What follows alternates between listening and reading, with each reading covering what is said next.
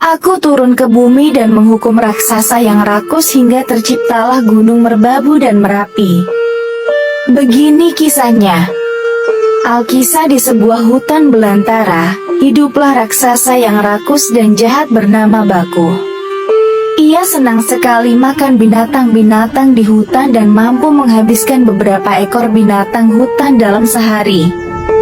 Baku membuat suasana hutan bertambah sepi, karena binatang-binatang yang ada di hutan ludes disantap setiap harinya. Hingga suatu hari, sang raksasa hampir mati kelaparan karena kehabisan makanan.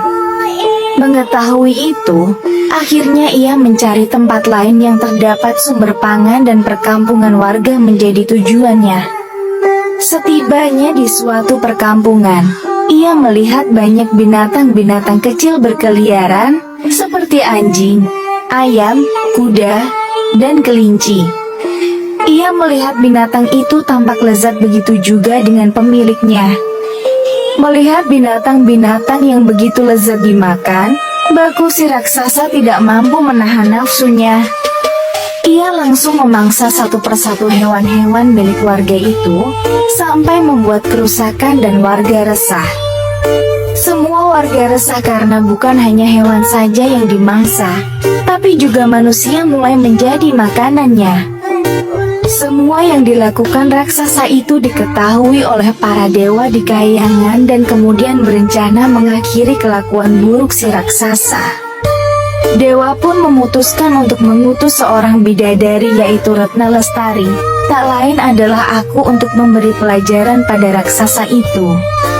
Setelah turun ke bumi, raksasa itu melihatku yang sangat anggun dan manis yang membuatnya sangat terpana dan keheranan.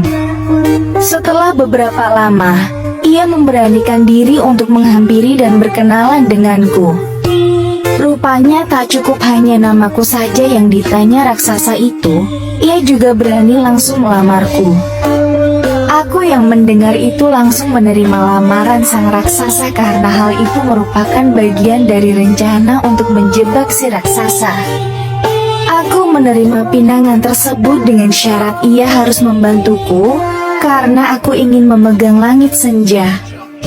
Di mabuk cinta, sang raksasa pun mau melakukannya demi pujaan hatinya. Saat senja datang, aku mulai meminta syaratnya. Aku menyuruh sang raksasa untuk telungkup di atas tanah sementara aku mulai menaiki tubuhnya dengan girang. Aku masih berusaha menggapai langit dan melancarkan rencanaku. Aku sibuk memindahkan batu besar ke atas tubuh sang raksasa agar aku bisa sampai menggapai langit. Batu terus-menerus aku tumbuk sampai menggunung hingga sang raksasa tidak sanggup menahannya. Nafasnya mulai sesak dan tidak dapat bergerak.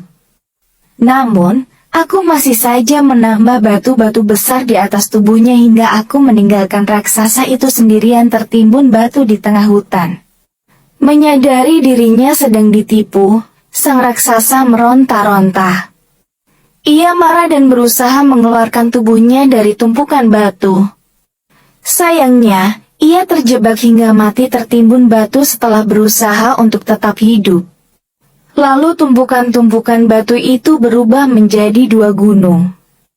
Tumbuhan di bagian kepala raksasa itu berubah menjadi Gunung Merapi dan sisanya adalah Gunung Merbabu.